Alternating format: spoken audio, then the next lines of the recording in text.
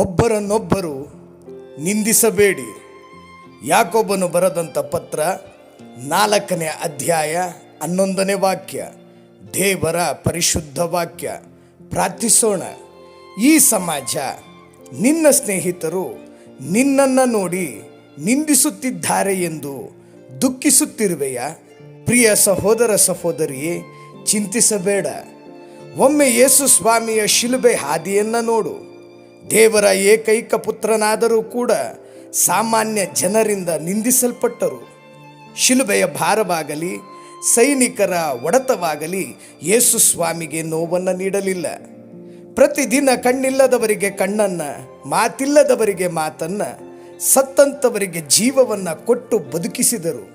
ಇಷ್ಟೆಲ್ಲ ಅದ್ಭುತಗಳನ್ನು ಪಡೆದ ಜನರು, ನೋಡಿದಂಥ ಜನರು ಯೇಸು ಸ್ವಾಮಿ ಶಿಲುಬೆಯ ಮೇಲೆ ತೂಗಾಡುತ್ತಿದ್ದಾಗ, ನೀನು ದೇವರ ಪುತ್ರನಾಗಿದ್ದರೆ ಈ ಶಿಲುಬೆಯಿಂದ ಇಳಿದು ಬಾ ಎಂದು ನಿಂದಿಸಿ ಅವಮಾನಿಸಿದರು.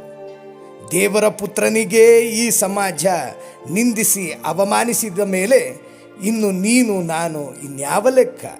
ಜನರ ನಿಂದನೆ, ಅವಮಾನ ಕಂಡು ಯೇಸು ಸ್ವಾಮಿ ಆ ಜನರನ್ನು ಶಪಿಸಲಿಲ್ಲ.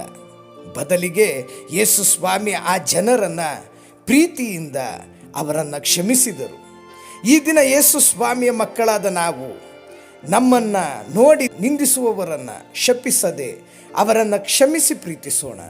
ಜೀವನದಲ್ಲಿ ನೋವು ಎಂದಿಗೂ ಕಡಿಮೆಯಾಗುವುದಿಲ್ಲ. ಆದರೆ ಯೇಸು ಸ್ವಾಮಿಯಲ್ಲಿದ್ದಂಥ ತಾಳ್ಮೆ ಹೆಚ್ಚಿಸಿಕೊಂಡಾಗ ಮಾತ್ರ ನಾವು ಕ್ರಿಸ್ತನ ಮಕ್ಕಳಾಗಿ ಬಾಳಲು ಸಾಧ್ಯ. ಆಮೆನ್.